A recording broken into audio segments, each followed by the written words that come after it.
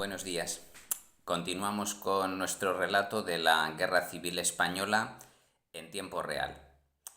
Hoy es 15 de agosto de 1936 y esta segunda semana del mes ha estado cargada de acontecimientos, sobre todo en el frente de Extremadura.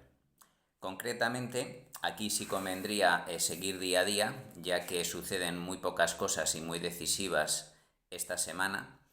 El 9 de agosto, las fuerzas sublevadas son en este sector lo que se conoce como Columna Madrid, porque su objetivo es llegar a la capital de España.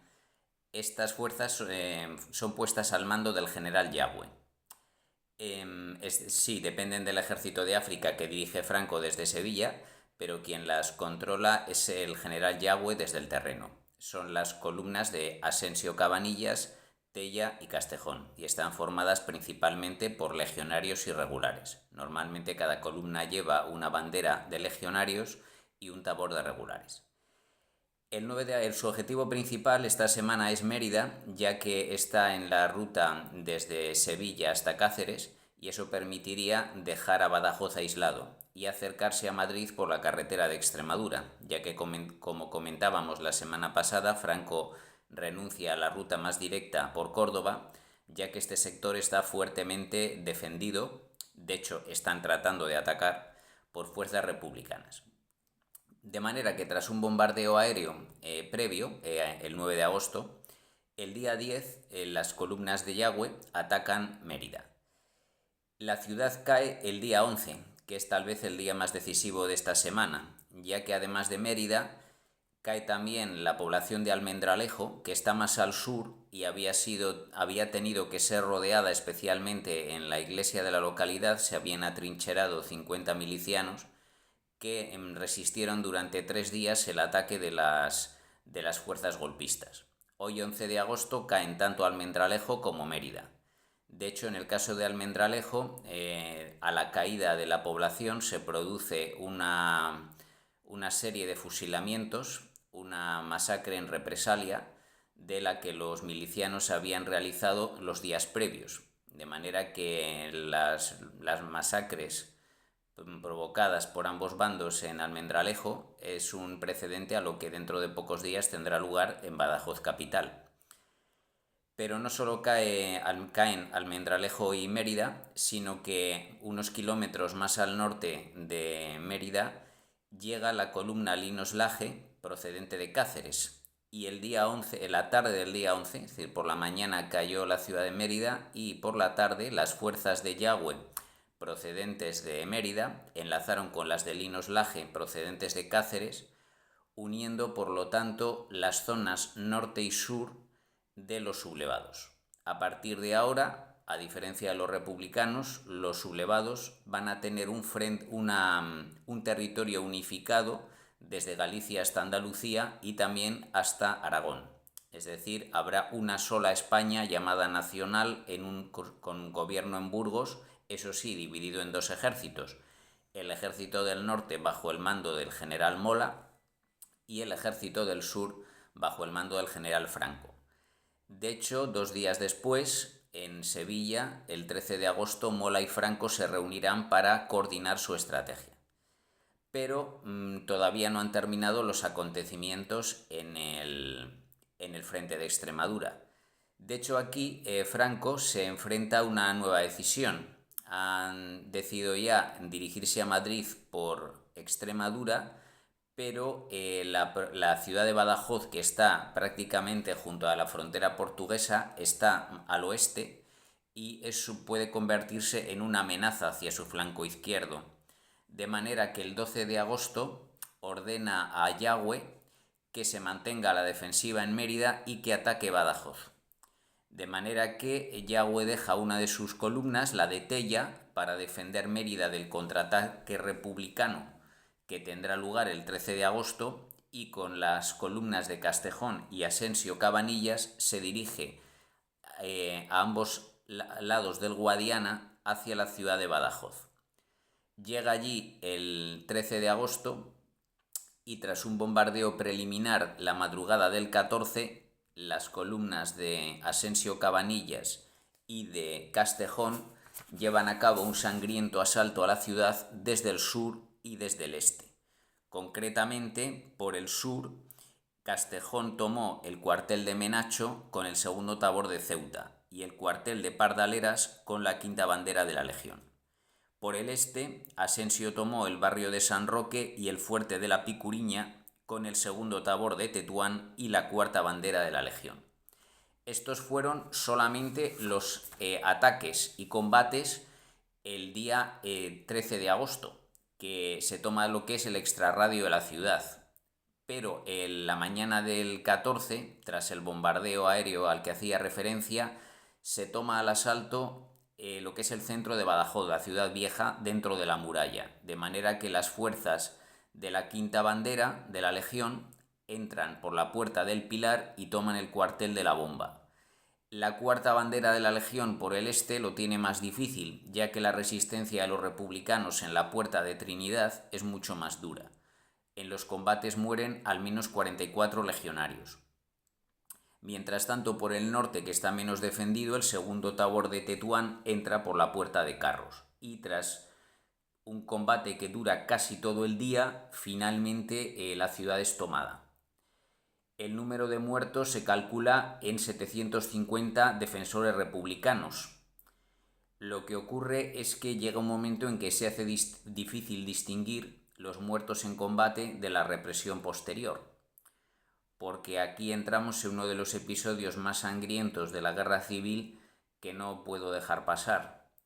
El 15 de agosto, el periodista portugués Mário Neves, del Diario de Lisboa, entra en la ciudad de Badajoz y allí habla de cientos de fusilados en la plaza de toros de la ciudad, donde habían concentrado a los prisioneros de guerra y a los presos políticos.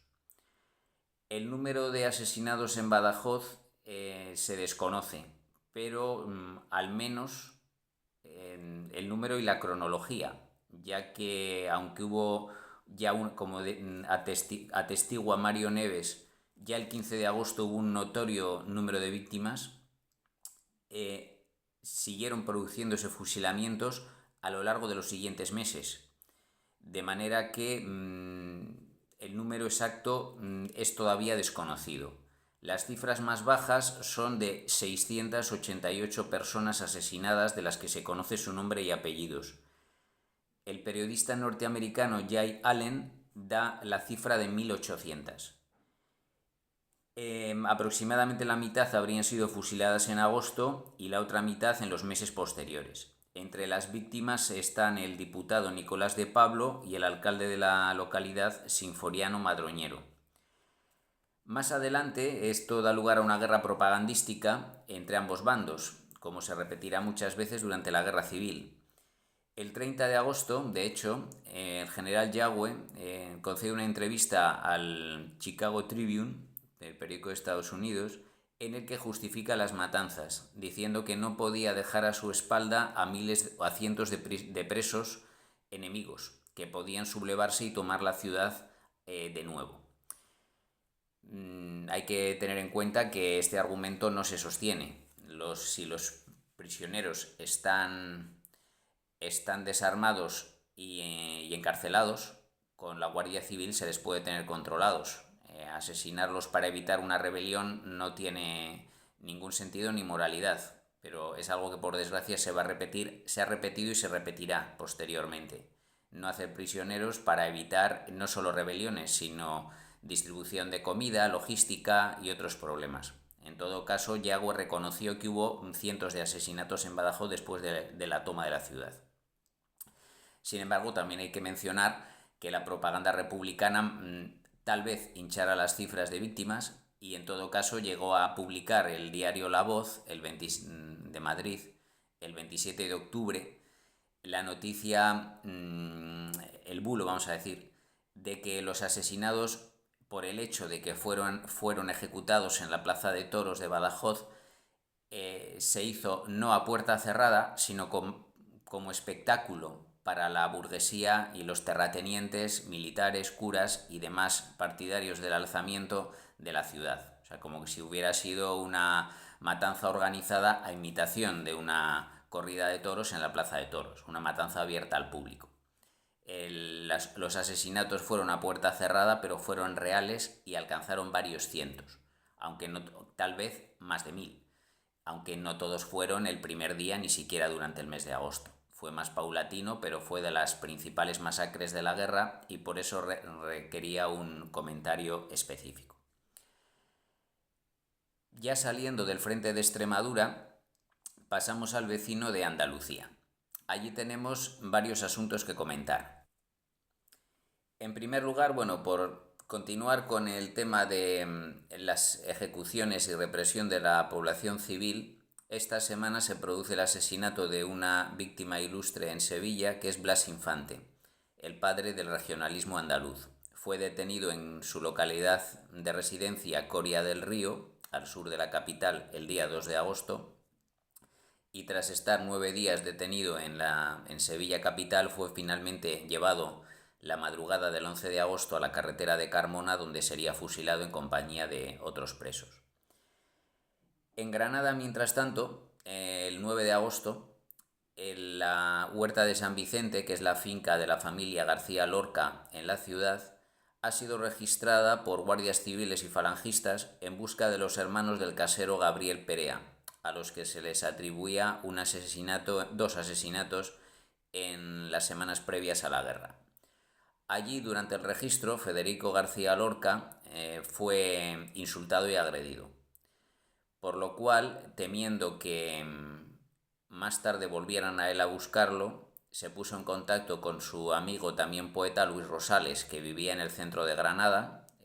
Eran una familia numerosa y había varios falangistas es decir, tanto los hermanos de Luis Rosales y él mismo, que se había afiliado recientemente, eran falangistas, y de esta manera se sentiría más seguro. La familia Rosales, independientemente de la ideología política, acogió a García Lorca el 9 de agosto con toda normalidad y amistad. Sin embargo, la semana que viene García Lorca no se librará de la detención. Sin embargo, desde el 9 de agosto está refugiado en casa de los Rosales. En lo que se refiere a los movimientos militares, el frente de Andalucía está relativamente tranquilo, con dos importantes excepciones: éxitos republicanos en el norte de Córdoba, éxitos sublevados en el norte de Málaga. En el norte de Córdoba, entre el 10 y el 15 de agosto, el general Miaja recupera la comarca de los Pedroches, destacando la toma de Adamuz el día 10 y de Pozo Blanco el día 15. De manera que asegura el norte de la provincia otra vez para la República. Esto naturalmente retrasa su ofensiva sobre Córdoba capital, que ahora va a ser mucho más defendida. En cuanto a el sur de Andalucía, las fuerzas del general Varela, partiendo de Sevilla, llegan el 12 de agosto a las localidades de Antequera y Archidona en el norte de Málaga, aunque su objetivo no es la ciudad de Málaga, sino enlazar precisamente con los sublevados de Granada. Sin embargo, a fecha de hoy, todavía Granada sigue aislada del resto de la zona sublevada. Pasando a Aragón, las operaciones se están ralentizando un poco esta semana, ya que solo podemos destacar un movimiento en cada una de las provincias. Por el norte, en Huesca, el 12 de agosto, los sublevados logran recuperar la localidad de Siétamo y hacer retroceder a las tropas del coronel Villalba hasta el río Guatizalema. Si pasamos a Zaragoza, se produjo el ataque de la columna republicana de Martínez Peñalver sobre la localidad de Belchite, llegando a ocupar el Cerro del Lobo. Y más al sur, en Teruel, las fuerzas sublevadas de esta capital atacan a la columna de hierro valenciana en la localidad de Sarrión. No hay, por tanto, grandes movimientos, pero los combates siguen a lo largo de todo el frente de Aragón. Pasamos al País Vasco, donde el coronel Solchaga, desde Pamplona, se ha hecho con el mando conjunto de las columnas que operan en Guipúzcoa. La de la Torre toma la localidad de Tolosa, en el este de la provincia, pero los principales movimientos los los llevan a cabo las columnas de Beorlegui, Ortiz de Zárate y Los Arcos en dirección a Irún, logrando esta semana, atacando esta semana el Cerro Picoqueta. Todo esto son, habrá más lugares de esta zona fronteriza entre Navarra y Guipúzcoa en torno a Irún, que es el objetivo básico de las fuerzas sublevadas en el frente vasco: cortar las comunicaciones de la zona del Cantábrico con la frontera francesa. Pasando a Asturias, ya que el frente santanderino está prácticamente paralizado desde finales de julio, el 14 de agosto Luis Lombarte es puesto al mando de la 8ª División Orgánica, es decir, de las fuerzas sublevadas de Galicia, sustituyendo a Carlos Bosch, y una de sus columnas, la de el coronel Pablo Martín Alonso, avanza en territorio asturiano hasta Luarca, en la costa. En Gijón, recordemos que los cuarteles de Simancas y El Coto llevaban asediados desde el día 20 de julio y el 15 de agosto el cuartel del Coto, el más pequeño y con menor número de defensores, cayó en manos de las fuerzas republicanas. De manera que la situación de los asediados en Oviedo y Gijón se vuelve más complicada a medida que pasan las semanas. El frente insular de Baleares tiene cambios esta semana.